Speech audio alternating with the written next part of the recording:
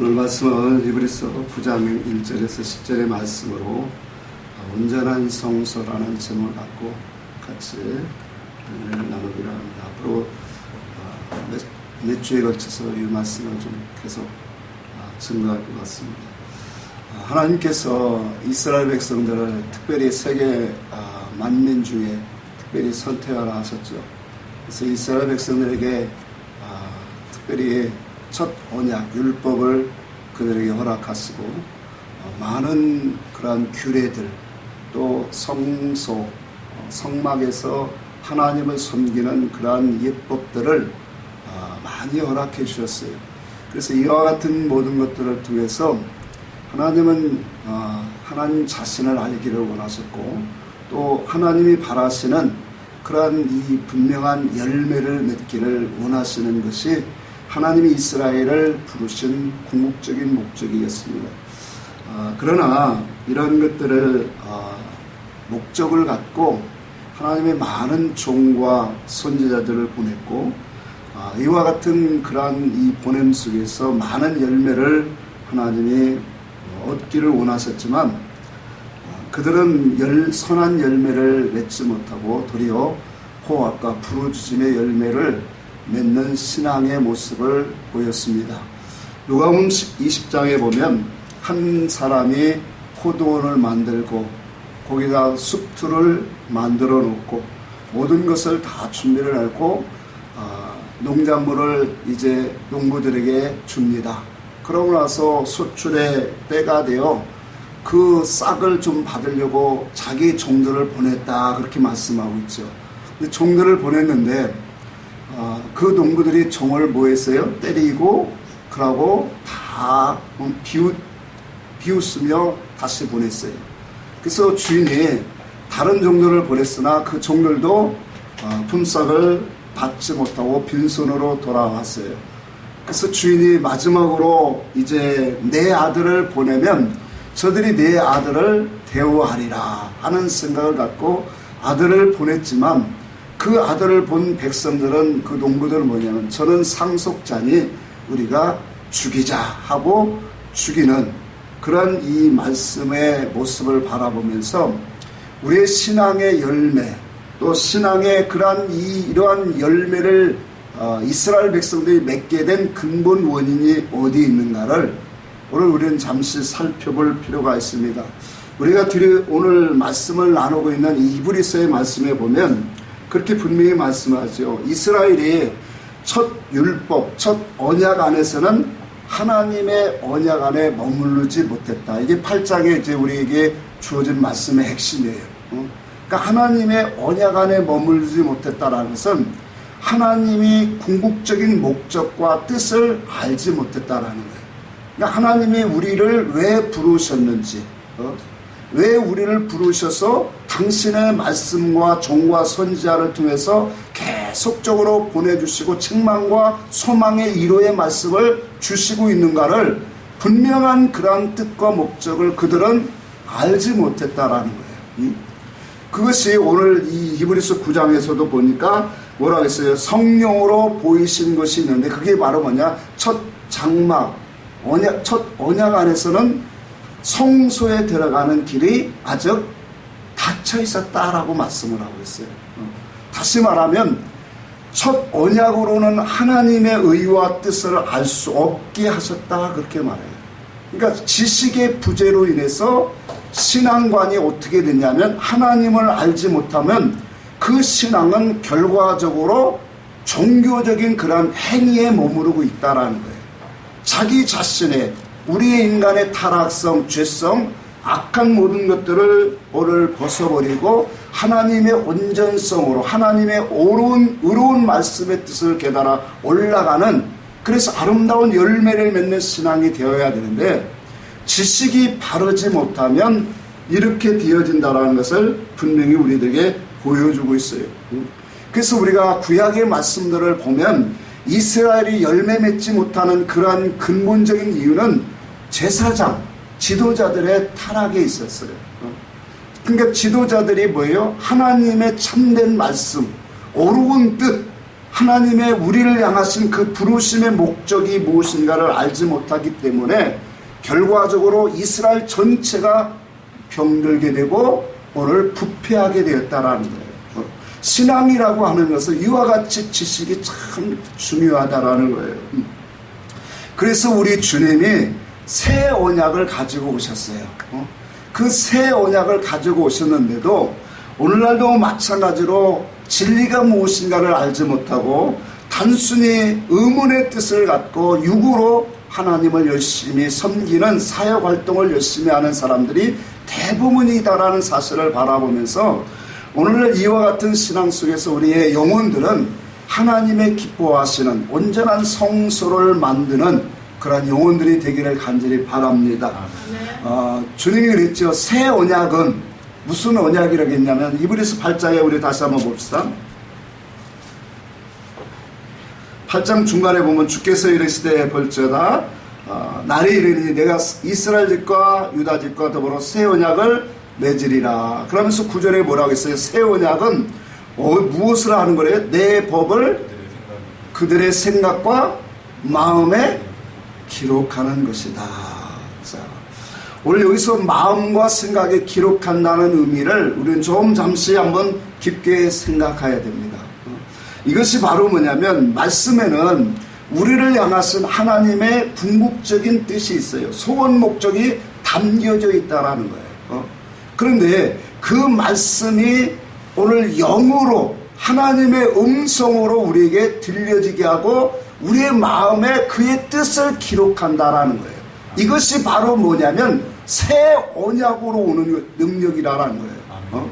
그러니까 새 구약의 언약은 하나님의 말씀의 뜻, 그 감췄던 하나님이 우리를 향하신 궁극적인 목적과 하나님이 우리를 부르신 원인, 동기, 목적이 무엇인가를 밝히 드러내지 않았어요. 왜냐하면 이런 것들은 온전한 성소, 그리스도가 오셔야만 진리를 통해서 밝혀내시기 때문에 드러나게 되어 있다는 거예요.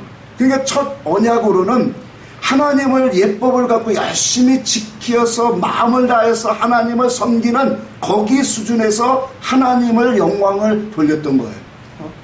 근데 하나님의 분명한 우리를 향하신 부르심의 뜻, 그 목적을 알지 못하다 보니까 신앙이라고 하는 것은 높은 자리로 올라갈 수가 없더라는 거예요. 자, 그래서 새 언약의 능력이라고 하는 것은 말씀을 성령으로, 그 말씀을 성령의 그러한 능력으로 오늘 뜻으로 우리에게 듣게 하시는 것이 능력이다라는 거예요. 또한 그 말씀을 깨달음으로 우리의 마음과 생각에 뭐 하신다라는 거예요? 기록하신다라는 거예요.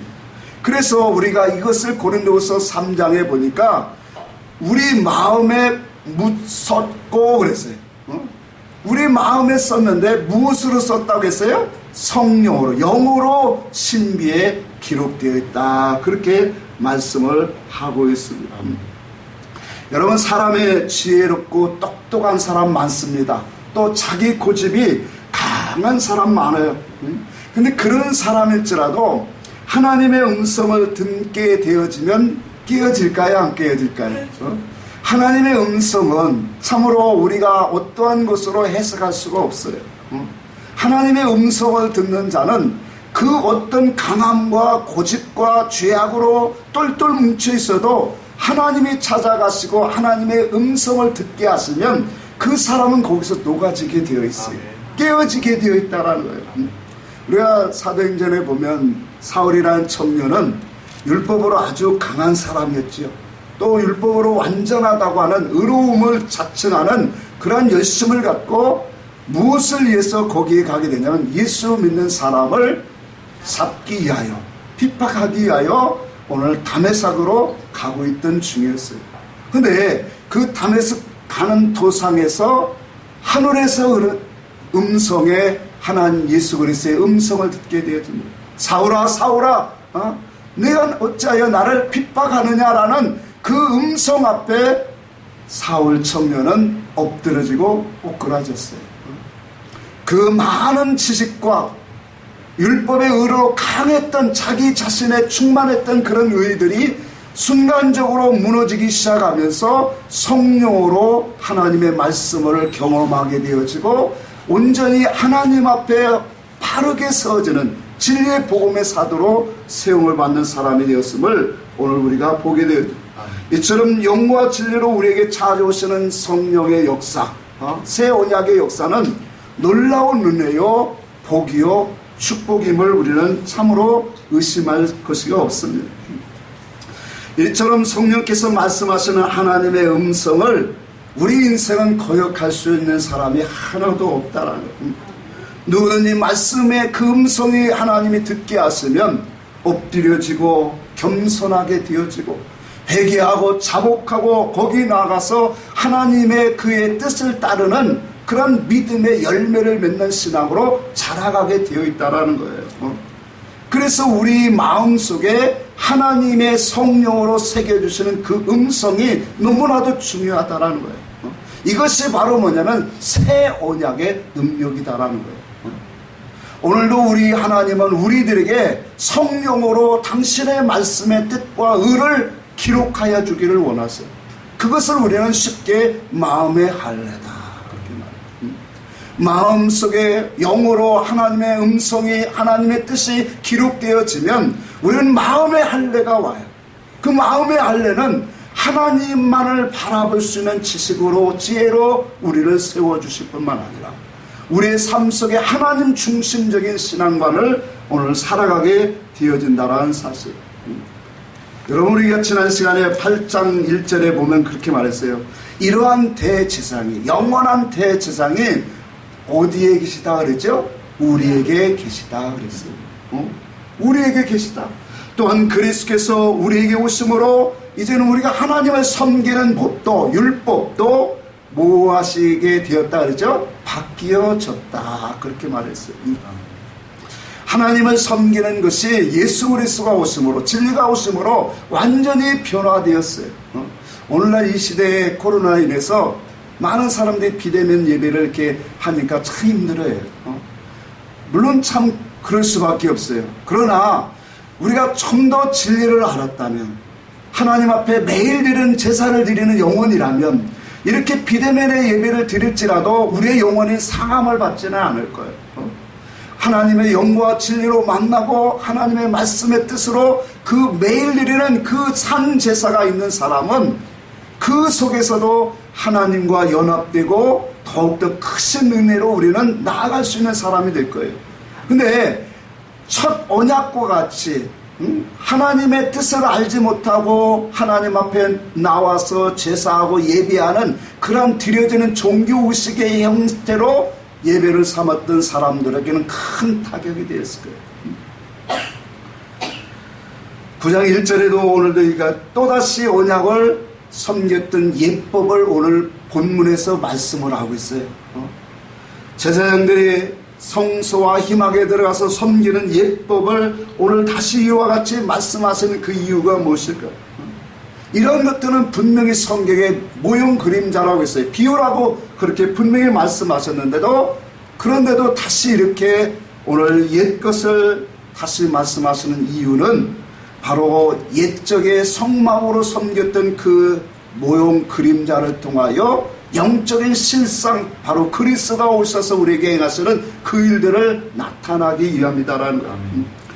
여러분 옛적의 성막에서 제사장들이 하나님의 성전에 들어가서 사역활동 안 한 거 하나님을 섬기는 그 모든 것들의 실상이 무엇인가를 우리는 이제는 영으로 진리로 깨달아가서 우리에게 온전한 성소를 만들어야 된다는 거예요. 그러니까 오늘 구약의 제사장들은 성소에서 행할 일들이 많이 있었어요. 특별히 그들은 날마다 들어가서 성 등잔대에 불을 밝혀야 했어요.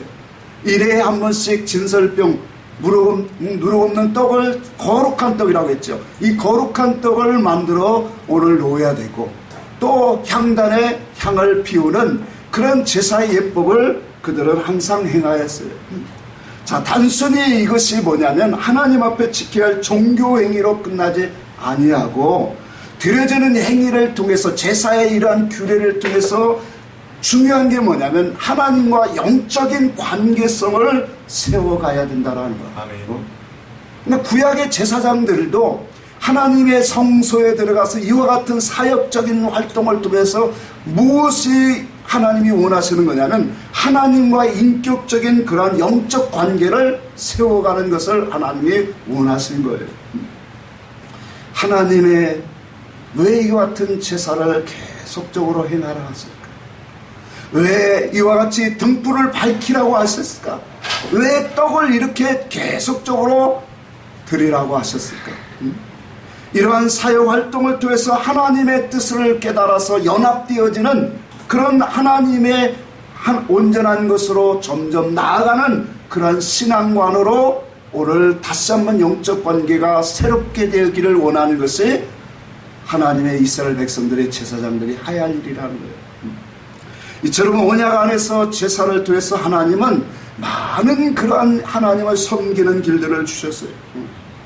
비록 땅에 있는 성소가 작은 천막에 불과하지만 이곳은 정말로 중요한 장소입니다. 이곳에 하나님이 임재하시고 또 하나님의 영광이 머물러 있고 이곳에서 하나님의 의와 뜻을 선포하시고 하나님의 영광을 나타내 주셨다라는 거예요. 작은 희막의 장소에 불과하지만 근데 그 희막을 통해서 하나님의 영광이 임재하고 그곳에서 말씀을 하시고 이스라엘 백성들을 인도와 통치와 다스림을 행하셨다라는 거예요. 오늘날 우리가 살아가는 이 세상도 참 넓고 광활합니다. 그런 반면에 우리가 드려지는 이 예배 장소는 너무나도 작은 장소예요. 영적 이치로 보면 참 이것이 얼마나 우리에게 중요한가를 우리는 살펴봐야 돼요. 하나님의 의와 뜻을 배우고 또한 하나님 앞에 경배와 찬양을 드릴 수 있는 이 작은 장소를 그래서 성경에 보면 거룩한 장소로 구별되었다 그렇게 말하고 있어요. 이 장소는 참 적지만 이곳에서 하나님의 의를 배우고 하나님의 참된 뜻이 무엇인가를 우리가 더 알아갈 수 있는 그러한 예배와 하나님을 찬양할 수 있는 이 예배가 우리에게 너무나도 중요한 것은 우리가 이 세상의 삶의 모든 근원적인 목적에 승리가 있느냐 실패가 있느냐가 오늘 이 예배에 우리에 있다는 것이에요. 우리의 모여지는 이 예배 장소를 통해서 우리의 신앙에 실패하느냐 성공하느냐가 있어요. 이와 같이 우리의 예배는 영과 진리로 드려지는 하나님께 영광을 돌려드리는 예배가 되어야 합니다. 구약의 제사장들이 드려지는 성소의 삶은 너무나도 중요한 거예요. 단순히 의식적으로 드려지는 그런 제사와 섬김의 도로 끝나는 게 아니다라는 거예요. 거기에서 자기의 신앙관이 하나님과의 인격적인 관계성이 이루어진다라는 사실이에요. 오늘날로 말하면 우리가 드려지는 이 예배 한 시간 한 시간이 그냥 헛되게 지나가는 것이 아무 소용이 없죠.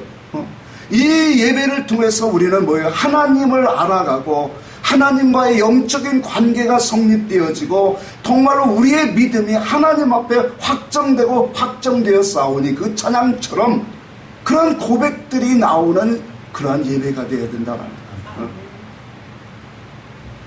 여러분 제사장들이 하나님을 섬기는 이 성소의 삶이 얼마나 중요한지 아세요?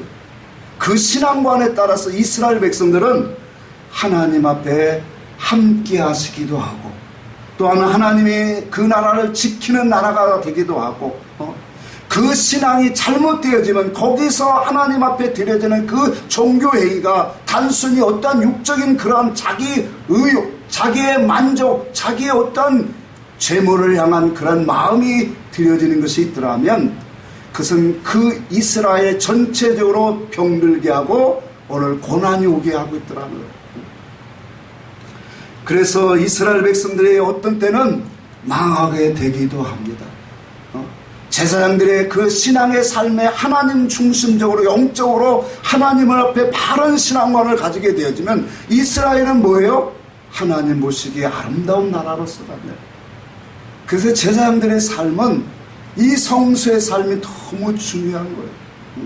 성도의 교회의 삶은 너무나도 중요해요. 왜 중요합니까? 우리의 이 영적인 성전이 아름답게 지어질 수 있는 아름다운 그러한 성전으로 꾸며질 수 있는 장소가 여기에 있기 때문에 그래요. 그래서 임하게 들어가는 자들은 독주와 포도주를 금할지어다.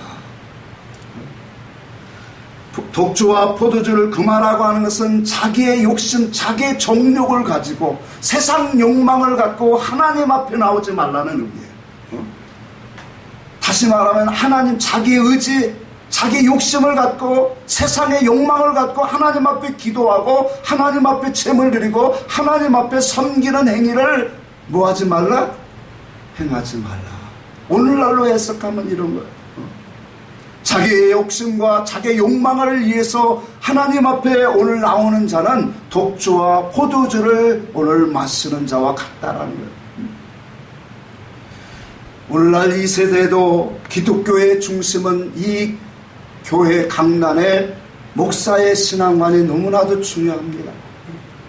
목회자의 신앙관이 하나님 중심적이고 영적이고 진리 가운데로 인도하는 신앙, 하나님이 기뻐하시는 말씀이 이 강단에서 선포되어지면 오늘 이 말씀을 듣는 모든 영혼들도 하나님의 참 빛을 보게 될 것이에요.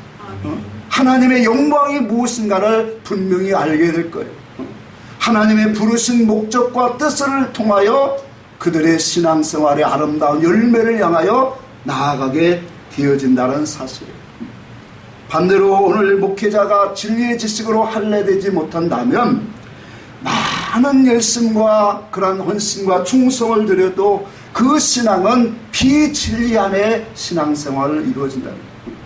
그래서 율법적으로 정말로 사역적으로 많은 충성과 헌신을 할지라도 궁극적으로 하나님이 바라시는 열매를 맺지 못한다라는 사실이에요. 그래서 계시의 믿음이 없는 교회는 하나님 보실 때는 바로 뭐냐? 사람들의 종교 모임에 불과하다라는 사실이에요. 우리 계시록 한번 16장을 한번 보고 갑시다. 계시록 16장 13절입니다.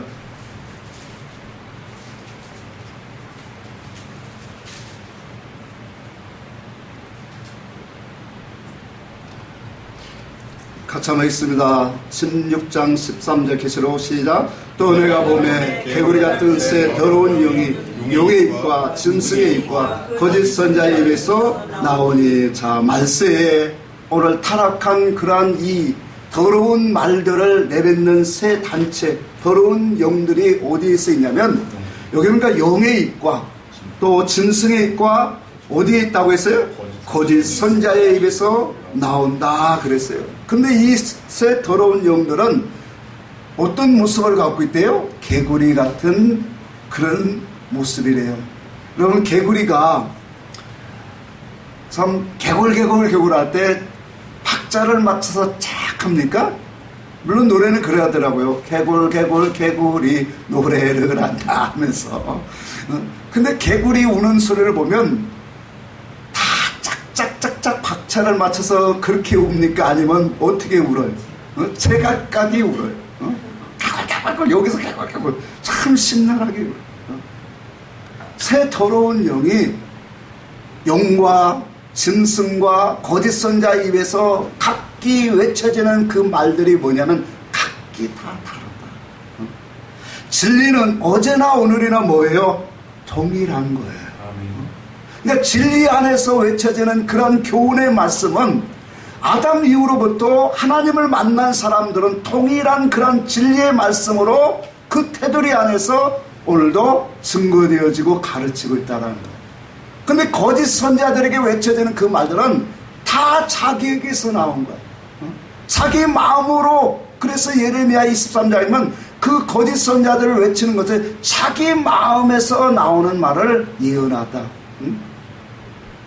자기 마음, 자기 지식, 자기 생각을 갖고 외쳐지는 그런 말들로 가득한 공허한 말들로 가득한 이 시대를 오늘 우리는 살아가고 있습니다. 그래서 교회는 사도행전에 보니까 주님의 피로 세워진 교회다 그랬어요. 아멘. 주님의 피로 세워졌다라는 것은 계시의 말씀으로 세워졌다라는 거예요. 아멘. 진리의 말씀으로 세워진 교회예요. 진리가 세워졌다는 것은 영원한 영생의 법을 가지고 오늘 교회라고 하는 새로운 하나님의 그리스도의 몸을 우리에게 주신 거라는 거예요. 그래서 우리의 모임은 계시의 말씀, 진리, 영생의 도리를 가지고 하나님을 알아가는 거예요. 그 하나님을 알아가고 하나님을 볼 때 우리 자신이 더 보이게 되어져요. 우리 자신이 하나님의 빛이 받을 때마다 우리 인생이 얼마나 더럽고 추한 인생이고 내가 어떻게 해야 하나님 앞에 가까이 갈 수 있는가를 더 알게 되어져요. 그래서 그리스도의 피로 세워진 그러한 교회는 그것을 다른 성경에는 반석 위에 세운 교회다, 지혜로운 교회다 그래요. 오늘날 진리의 말씀으로 세워지지 아니한 반석 위에 세워진 교회가 아니면 어디에 세워진 교회예요? 모래 위에 세운 교회. 그 모래 위에 세워졌다라고 하는 것은 바로 뭐예요? 하나님의 계시가 없다라는 것. 하나님의 계시, 하나님의 뜻이 없다라고 하는 것은 그 중심이 무엇으로 되냐면 세상으로, 자기 의로 가득 세워졌다라는 것. 이것을 다른 말로 말하면 가증한 것이 섰다라는 거예요. 우상이 세워졌다라는 거예요.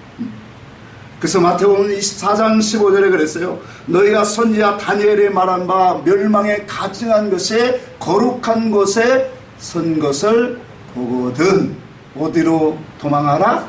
산으로 도망하라.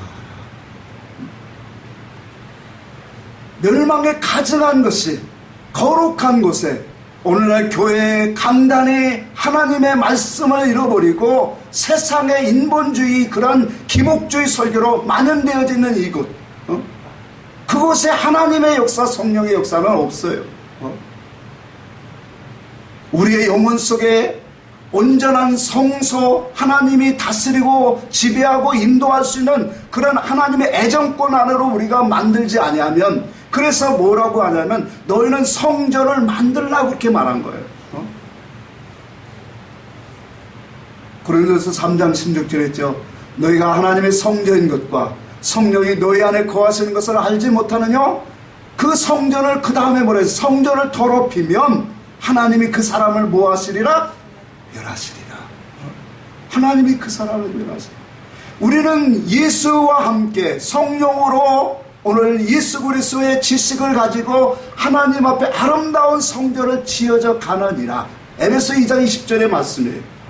아름다운 성전으로 지어지는 만큼 우리는 그리스도의 통치와 다스림을 받게 되어지는 거예요. 이와 같이 그리스도가 오셔서 새 언약은 이와 같이 우리 마음에 당신의 법을 마음과 생각에 기록하시는 거예요. 그 기록함은 우리로 변화가 있어요. 새로워져요. 하나님 중심적인, 영생 중심적인 하나님의 나라를 소망하는 그 믿음, 얼마나 아름다운 거예요.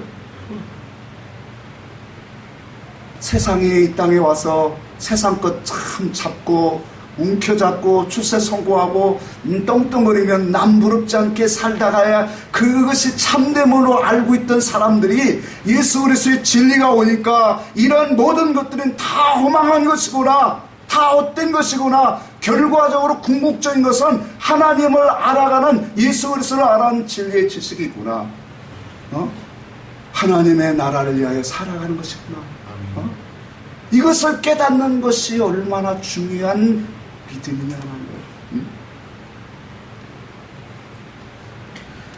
목회자 한 사람이 진리로 한라되지 아니하면 그 교회는 하나님의 말씀으로 정말로 높은 산으로 올라가야 할 신앙관들이 세상 바다로 향하게 합니다.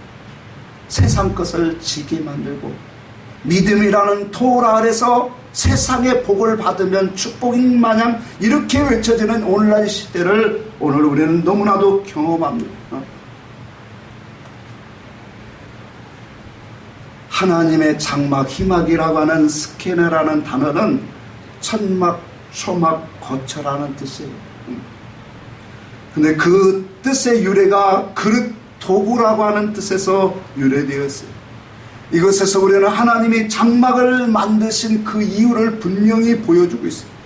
하나님이 이 땅에 보여주는 성소 장막을 만드신 것은 그곳에 모여 거룩한 것을 두기 위함인 거예요. 더 우리는 더 들어가서 자세히 말하면 하나님이 그곳에 모여 임하시기 위하여, 오시기 위하여, 그곳에 오셔서 그들에게 말씀을 주시고 그들에게 모여 하나님의 은혜와 진리로 통치와 다스림을 받는 백성이 되게 하시기 위하여, 하나님이 이 땅의 성소와 희망을 하나님이 주셨다라는 겁니다. 오늘날도 이와 같은 진리 이치는 동일하게 우리에게 보여주고 있습니다. 하나님이 우리를 성전으로 삼으신 것은 바로 하나님이 우리 안에 오시겠다라고 하는 분명한 하나님의 뜻의 그 말씀이 이루어진 것. 이것이 골로새서는 분명히 말씀하기를 만세와 만대로부터 감췄던 하나님의 비밀이다. 우리 안에 그리스도가 오시는 것이 영원전부터 하나님이 계획하셨던 비밀이다라는 거예요. 그래서 그분이 오셔야만 우리를 뭐하는 거예요? 우리가 새로워지게 되고 변화되어서 열매를 맺는 삶이 되어진다라는 거예요. 아멘. 천국 중심으로 살아가는 인생이 되더라는 거예요. 아멘. 예수 그리스도가 우리 안에 오셔서 그 말씀을 기록하여 주시고 그의 신앙 사상으로 우리를 만들어 주실 때 비로소 우리는 하나님 앞에서 참 영육간의 깨끗함을 받아 나갑니다. 아멘. 거룩한 신앙으로 변화되어져가요. 그래서 주님이 세운 교회는, 성전은 보이는 성전이 아니에요.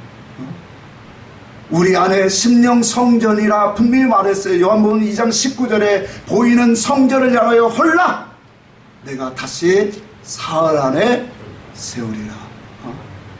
그 사흘 안에 세우는 성전은 바로 우리 심령 성전이에요.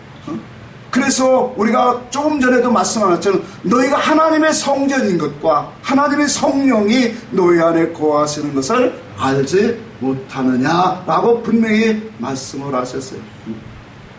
이와 같이 성전을 만들어 주시고 그 성전 안에 특별히 제사장들의 그런 신앙관, 그 섬기는 그런 성소의 사역 활동을 세 가지로 우리에게 분명히 보이고, 오늘은 한 가지만 간단하게 드리고 마치고요. 다음 시간에 이어가겠습니다. 그래서 성소 안에서 세 가지의 활동이 있습니다. 그것이 바로 뭐냐면 등대, 또한 떡상과 향단이 있습니다. 여러분, 하나님의 등대는 성소를 밝히는 빛입니다. 이것은 바로 예수 그리스도의 생명의 빛을 우리에게 상징하고 있죠. 오늘 교회 내 영혼은 예수 그리스도의 생명을 받아야 오늘 우리는 살아갈 수 있습니다. 만약에 빛을 받지 못한다면 우리의 심령은 어둡기 때문에, 깨달음이 없기 때문에 마음이 혼미되어 세상을 향하게 되어 있다는 거예요. 하나님을 믿고 세상을 향하는 그 마음 중심은 오늘 기복주의 신앙의 오늘 결과물이에요. 그러니까 오늘날 신앙관이 왜 기복주의로 되어지냐면 하나님을 알지 못하기 때문에, 하나님의 빛이 없기 때문에 그렇다라는 거예요. 마태복음 6장에 보면 온 눈이 밝으면 온 몸이 뭐 할 것이다? 밝을 것이다.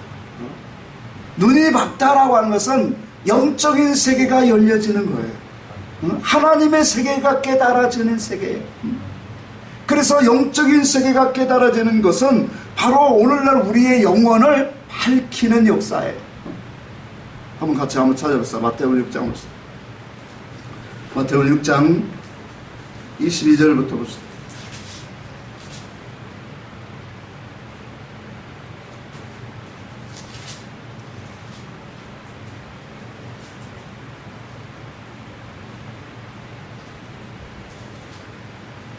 (23절까지) 읽습니다. 시작. 눈은 몸의 등불이니 그러므로 내 눈이 성하면 온 몸이 밝을 것이요 눈이 나쁘면 온 몸이 어두울 것이니 그러므로 내게 있는 빛이 어두우면 그 어둠이 얼마나 하겠나. 자, 육신의 눈을 갖고 영적인 이치를 우리에게 증거하는 말씀입니다. 여러분, 우리가 영적인 눈이 밝으면 온 몸이 밝아져요. 육신의 눈도 마찬가지잖아요. 육신의 눈이 어두우면 깜깜하고 더듬을 수밖에 없어요. 영적으로 하나님을 알아가는 그런 이치가 밝아지면 그만큼 우리는 많은 사건 속에서, 많은 일들 속에 우리는 죄에 빠지지 않고 방황하지 않습니다. 어린아이처럼 정말로 여러 가지 풍조와 교훈에 흔들리는 사람이 되지 않는다라는 거예요.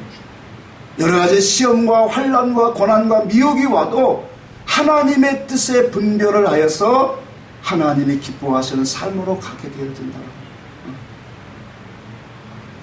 눈이 나쁘면 온몸이 어떻게 된다고요? 어두울 것이요. 그러므로 내게 있는 빛이 어두우면 그 어둠이 얼마나 더하겠느냐. 눈이 나쁘다라고 하는 것은 영적인 깨달음이 없다라는 거예요. 그래서 성소 안의 빛은 깨달음의 역사입니다. 영적으로 하나님의 말씀을 듣고 깨닫는 역사가 바로 뭐냐면 빛이 우리에게 밝혀지는 역사예요. 여러분, 하나님의 말씀을 듣고 하나님의 말씀을 묵상할 때 우리는 깨달음의 역사가 있어야 돼요. 그것이 바로 뭐냐? 주님의 빛을 우리는 듣고 오늘 보는 거예요. 주님이 그랬죠. 내 음성을 듣고 나를 따르는 자는 어둠에 거하지 아니하나니 나를 따르는 자는 생명의 빛을 보리라. 예수님의 음성을 듣고 오늘 깨닫고 그 속에는 바로 밝아지는 역사가 있어요. 그 깨달음의 역사가 오늘 놀라운 역사예요. 그래서 하나님의 빛은 지혜와 깨달음의 역사예요. 하나님의 말씀을 선포되어질 때 그 말씀 속에서 우리의 심령을 열어서 하나님의 빛이 비춰지면 우리는 깨닫게 되어집니다. 그 깨달음은 하늘의 하나님을 알아가는 그러한 깨달음이에요. 마태복음 18장 9절도 한번 보겠습니다. 마태복음 18장 봅니다. 18장 9절을 한번 봅니다.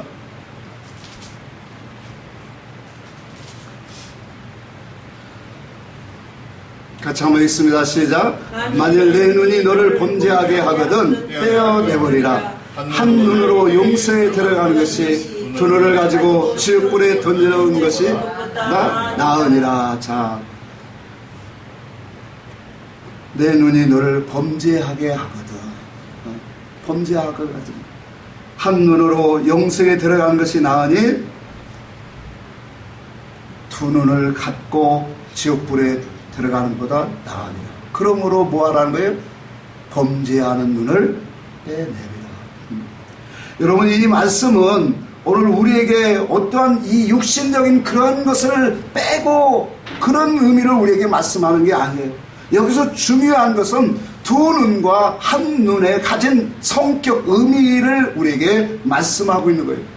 여러분, 눈이라고 하는 의미, 여기에서는 무슨 것을 말할까요? 하나님을 바라보는 추구성. 우리가 바라보는 추구성이라는 거예요. 그러니까 우리가 바라보는 추구성이 두 방향이 있느냐, 두 눈이 가졌느냐, 아니면 한 눈을 가졌느냐, 너무나도 중요하다라는 거예요. 예수를 믿으면서 여전히 세상과 하나님을 같이 바라보는 눈을 가진 사람들도 있습니까? 그게 우리 안에도 있었잖아요. 우리도 있고요. 아직도. 이런 것들을 뭐예요? 하나를 빼야 되는 거예요. 눈이 나쁘다고 하는 것은 두 눈을 가졌다라는 거예요. 세상과 또 천국을 같이 복을 받으려고 하는 그러한 마음, 세상과 천국을 같이 바라보는 눈을 가졌다라는 거예요. 이것이 바로 무슨 눈이라는 거예요? 나쁜 눈이라는 거예요. 야고보서 1장을 한번 볼까요? 야고보서 1장 6절을 봅시다. 야고보서 1장 6절.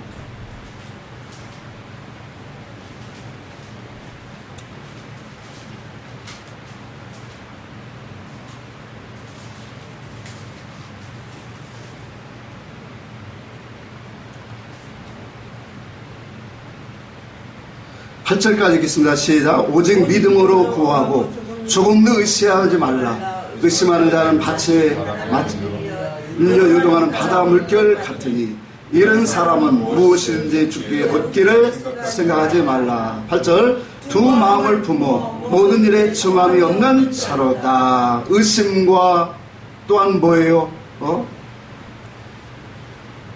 여러 가지 두 마음을 품고 우리가 하나님 앞에 행하는 모든 믿음의 삶은 다 대단한 이런 마음은 결과적으로 뭐예요?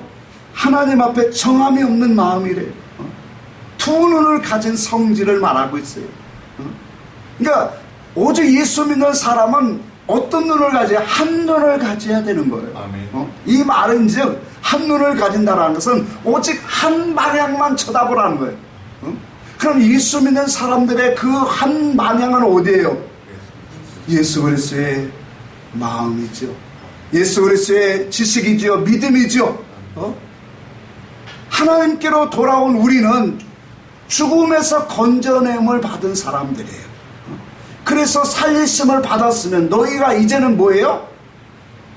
내가 그리스도와 함께 십자가에 못 박혔나니 그런즉 이제는 내가 산 것이 아니요 내 안에 누가 사셨다 그랬어요? 그리스도께서 사신 것이라. 이제 내가 육체 가운데 사는 것은 나를 사랑하사 나를 위하여 자기 몸을 버리신 하나님의 아들을 믿는 믿음 안에서 사는 것이다. 우리의 성도의 믿음은 그리스도를 믿는 믿음 안에서 사는 거예요. 그 오직 예수 그리스도의 믿음 안에 우리가 한 눈을 갖고 살아가면 많은 열매를 맺을 거예요. 그것에는 승리가 있을 거예요. 하나님의 역사가 있습니다. 하나님의 구원하심이 있습니다. 하나님이 우리를 다스리고 통치하시는 역사가 계속되어질 것이에요. 바라보는 눈이 두 개이면 정함이 없는 사람이에요. 헛되게 구하고 있는 사람이에요. 헛되게 하나님을 섬기고 있는 사람이에요. 오직 성도는 오직 하늘을 향하는 눈을 가져야 돼요. 이와 같이 오늘 하나님의 빛은 우리에게 오직 하늘의 것을 향하여 눈을 뜨라고 우리에게 말씀하시는 거예요. 역사적인 성소, 역사적인 성막, 성전을 밝히는 빛이 없다라면 어두워서 아무것도 성소에서 행할 수 없는 것처럼 우리의 심령 속에 진리의 빛이 밝혀지지 않으면 우리도 여전히 어둠 가운데 행하게 되어진다라는 거예요. 세상적으로도 지혜롭게 행하는 사람들, 또 세상적으로도 출세 성공하는 사람들, 또 이런 사람들 참 많습니다. 그러나 그들이 하나님의 빛이 들어가지 아니하니까 오늘날 인생이 다 이러한 헛된 것들을 붙잡고 살아가고 있다는 거예요. 세상 사람들을 말하는 게 아니에요. 교회 안에 있는 신자들이 그렇다라는 거예요.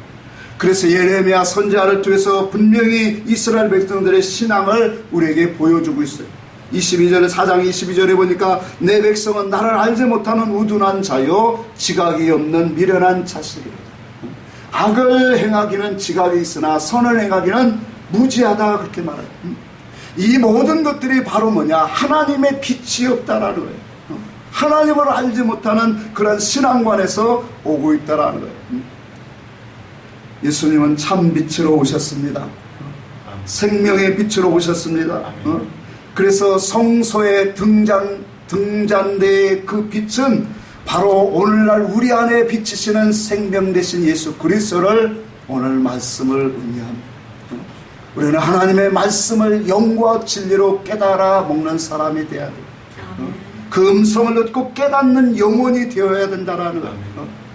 그러면 우리는 그리스도의 빛을 먹는 사람은 주님을 따르게 되어졌다라는 거예요. 주님의 형상으로 만들어져 간다라는 거예요. 요한복음 1장 그랬지요. 태초에 말씀이 계시니라. 이 말씀은 하나님과 함께 계시니 이 말씀은 곧 하나님이시니라. 여러분 말씀이 선포될 때 그 속에 빛의 역사가 있어요. 아멘. 그 말씀 속에는 하나님의 계시, 하나님의 뜻, 하나님의 의사성을 깨닫게 하는 계시의 빛이 있다라는 것을 우리는 믿어야 합니다. 그래서 빛이 있으므로 우리가 이 세상에도 활동할 수 있고 모든 것을 바라보고 분별하고 형상을 우리가 이치를 파악할 수 있는 것처럼 영적으로 하나님의 빛이 밝아지면 그만큼 많은 구원의 역사를 이루게 되어진다는 거예요. 중요한 것은 하나님의 빛을 받으면 우리 안에는 영적 소망이 있다는 거예요. 여러분, 빛을 잃어버린 사람은 영적 소망을 잃어버린 사람이에요. 이 말인즉 오늘 우리의 영적 소망 속에는, 우리의 믿음 생활에는 하나님을 향한 그런 모든 궁극적인 목적이 오늘 생긴다라는 거예요. 하나님을 향한 갈망하는 마음이 있어야 되고, 하나님이 우리에게 이루어 주시고자 하는 그 궁극적인 열매를 향한 그 목적관이 우리에게 반드시 생겨야 되는, 이것이 없으면 혼돈이고 공허하고 어둠이다라는 거예요. 묵시가 없으면 어떻게 해야 되고요? 묵시가 없으면 이 백성이 방자에 행한다 그랬어요. 자의적 숭배를 행할 수밖에 없어요. 세상적인 임시 세상을 살아가는 사람들도 정말로 깨어있고 지혜로운 사람들은 자기 삶 속에 정말로 시간을 쪼개면서 아끼고 어떠한 목적을, 의식을 갖고 참 궁극적으로 열심히 살아가는 것을 우리는 보게 됩니다. 여러분, 하물며 우리가 믿음으로 살아가는 성도가 목적관을 잃어버리면 어떤 삶이 되겠습니까? 우리는 진리의 말씀을 우리는 듣고 진리를 안다라고 하는 그런 성도로 우리는 잡혀가 합니다. 그러나 중요한 것은 우리 속에 예수 그리스도의 목적관을 갖고 있느냐라는 거예요.